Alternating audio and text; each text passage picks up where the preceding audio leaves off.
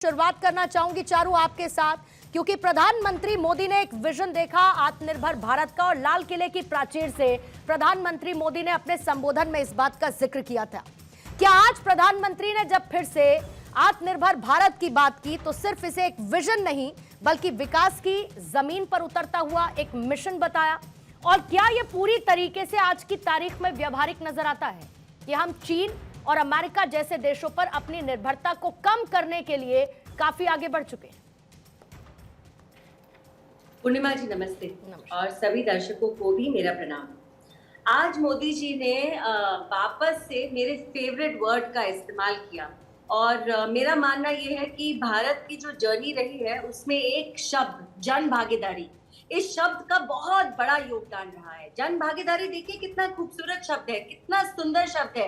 इसका मतलब ये है कि हमारे देश की प्रगति में, हमारे देश की उन्नति में हम सबकी भागीदारी है। अगर हम सब लोग मिलकर अपना कर्तव्य निभाएंगे तो बहुत ही तेजी से भारत अपने लक्ष्य को पाएगा, बहुत तेजी से हमारा देश विकसित हो जाएगा। और पिछले कुछ सालों से इसके ऊपर हमारा फोकस भी बढ़ गया है। अगर हम ये देखें पूर्णिमा जी की इलेक्ट्रॉनिक्स के सेक्टर में हमारे एक्सपोर्ट्स कितने बढ़ गए हैं, 3 गुना हो गए हैं केवल पिछले 4 सालों में, 3 गुना।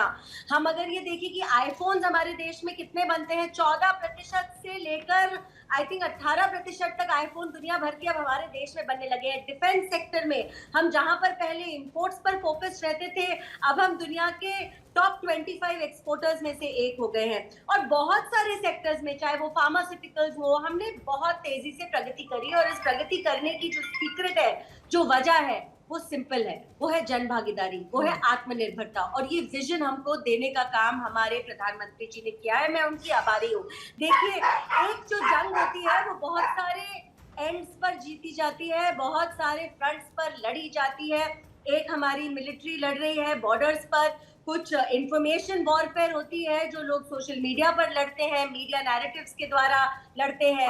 एक लेकिन जंग होती है आजकल की दुनिया में, जो एक इकोनॉमिक जंग होती है। इसमें भी भारत अब बहुत तेजी से आगे बढ़ रहा है। ऑपरेशन सिंदूर के साथ अगर हम आत्मनिर्भरता को जोड़ देते हैं तो मुझे मालूम है हमारे देश को कभी मुड़कर पीछे देखने की जरूरत नहीं है। इनफैक्ट इस बार हमने ऑपरेशन सिंदूर में भी देखा, जो इंडिजिनस हमारा प्रोडक्शन था उसने हमारा बहुत ज्यादा साथ दिया है। इनफैक्ट इसकी तारीफ दुनिया के कोने कोने से हमारे पास आई है। निकट भी हमारे साथ मौजूद है। निकट, आज प्रधानमंत्री ने यह कहा है कि आत्मनिर्भर भारत की तरफ बढ़ते हुए कदम में 140 करोड़ भारतवासियों की जन भागीदारी भी होनी चाहिए और उन 140 करोड़ भारतवासियों में एक निकट अब्बास भी है। प्रधानमंत्री मोदी की इस अपील में निकट अब्बास खुद को कहां देखती हैं? क्योंकि कांग्रेस ने शुरुआत से, चाहे मेक इन इंडिया हो या PLI जैसी स्कीम्स हो, इनका एक पार्टी के तौर पर जरूर इसका विरोध किया, एक विपक्ष के तौर पर इसका जरूर विरोध किया। लेकिन आज भारत के बढ़ते कदम 140 करोड़ भारतवासियों में से एक निकट अब्बास को कितने मजबूत दिखते हैं? धन्यवाद पूर्णिमा जी। पूर्णिमा जी, आज पहली बार मैं इत्तेफाक रखती हूं देश के प्रधानमंत्री नरेंद्र मोदी की इस बात से कि उन्होंने कहा कि ऑपरेशन सिंदूर जो है वो सिर्फ सेना का ऑपरेशन नहीं है, ये 140 करोड़ भारतवासियों का संकल्प है। और मैं ये मानती हूं, मैं इत्तेफाक रखती हूं उनकी बातों से। लेकिन मैं ये पूछना चाहती हूं, जैसे कि आपने भी मुझसे सवाल पूछे, कि क्या ये भाषणों तक सीमित है, कि क्या वाकई हम व्यापार नीतियों में मोदी सरकार इसमें ये असर दिखाएगी मेक इन इंडिया के लिए? क्योंकि जहां तक आंकड़े कहते हैं तो हमें पता है कि किस प्रकार चाइना लगातार पाकिस्तान जैसा देश जो आतंकवादियों को पनाह देता है उसके समर्थन में उतरकर आया।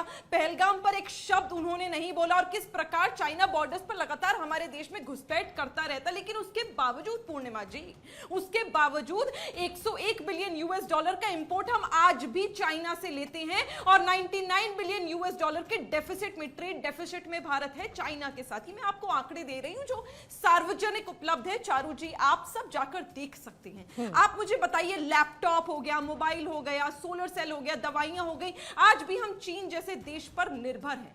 यूएस की बात कर लेते हैं। सबसे ज्यादा अगर हम ट्रेड पूरे जहान में, पूरी दुनिया में किसी से करते हैं तो भारत यूएस से करता है। इंपोर्ट करते हैं हम 45 बिलियन यूएस डॉलर का, और उसके बावजूद आप देखिए ये यूएस वही है जो आतंकवादी हमला होता है भारत पर और पाकिस्तान को जाकर आईएमएफ से फंडिंग दिलवाता है।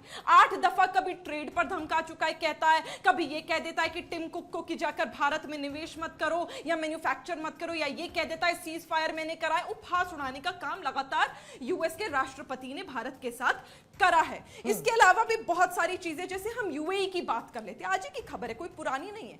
यूएई के साथ हम 3rd लार्जेस्ट ट्रेड करते हैं। हम कम से कम इंपोर्ट करते हैं, पूरा जो बिजनेस करते हैं हम ट्रेड, वो 85 बिलियन यूएस डॉलर का है, और ट्रेड डेफिसिट में है भारत 12 यूएस डॉलर का। लेकिन फिर भी आप देखिए, आप पाकिस्तान की कूटनीति की जीत देखिए और मोदी सरकार की हार देखिए कि पाकिस्तान को दुबई, यूएई ने 5 साल का वीजा दे दिया है कि हाँ आपको मल्टी एंट्री भी मिलेगी, आपको निवेश करने की भी जरूरत नहीं है, बहुत ही जो मिनिमल एलिजिबिलिटी क्राइटेरिया होता है उस पर। अब कुवैत की बात कर लेते हैं। भारत बिजनेस करता है, ट्रेड करता है 14 बिलियन यूएस डॉलर का, और ट्रेड डेफिसिट में 6 बिलियन यूएस डॉलर का। लेकिन फिर भी हम ट्रेड कर रहे हैं कुवैत के साथ, मुझे 30 सेकंड दीजिएगा, हम ट्रेड करते हैं कुवैत के साथ, और कुवैत जाकर पाकिस्तान का वीजा तो अनबैन करता ही है और साथ ही साथ लेबर ट्रीटी भी साइन करने जा रहा है। इंडिया और टर्की के ट्रेड की अगर हम बात करें तो 10 बिलियन यूएस डॉलर का है। इंडिया और बांग्लादेश की ट्रेड की बात करें तो 12 बिलियन यूएस डॉलर का। सबने देखा, जग जाहिर है कि किस प्रकार बांग्लादेश और टर्की भारत के साथ पहलगाम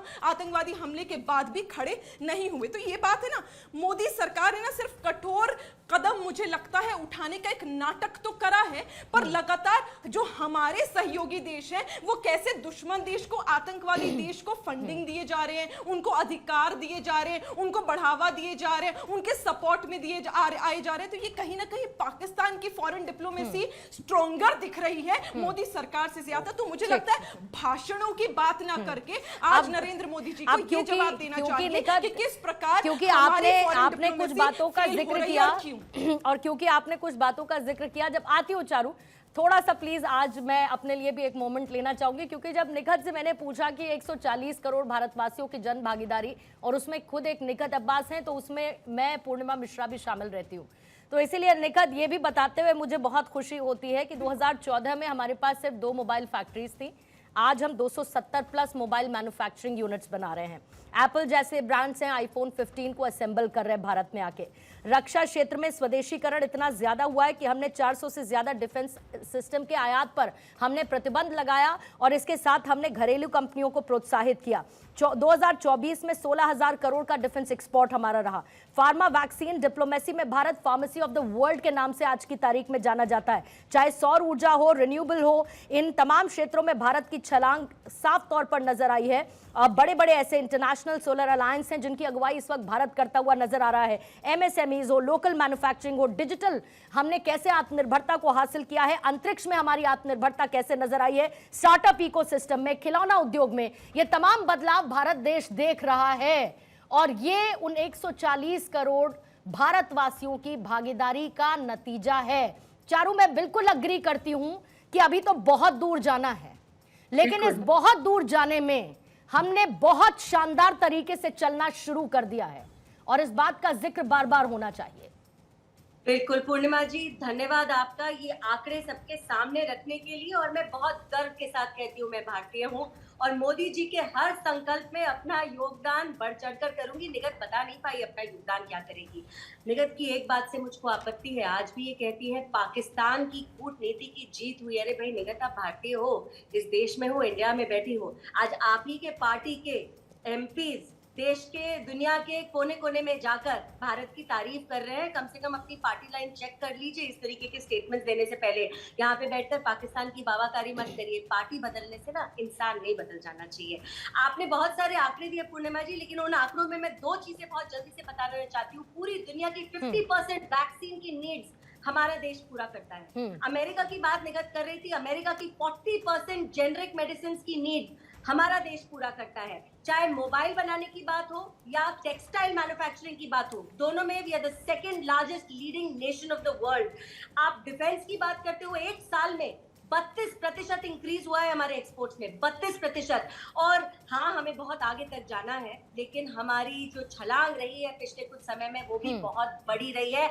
आज हम दुनिया की चौथी सबसे बड़ी अर्थव्यवस्था बन चुके हैं, तीसरी बनने जा रहे हैं, और अगर सचमुच सब लोग अपना योगदान देंगे तो अपने एम से पहले बन जाएंगे। समस्या यहाँ पर लेकिन ये आ जाती है, क्यों कुछ लोग रहते भारत में है लेकिन तरफदारी पाकिस्तान की करते हैं, अपना कोई योगदान देने की बात नहीं करते, दूसरों के काम में दखल अंदाजी और उंगली लगाने का, पिन चुबाने का काम करते हैं। भाई मत करिए।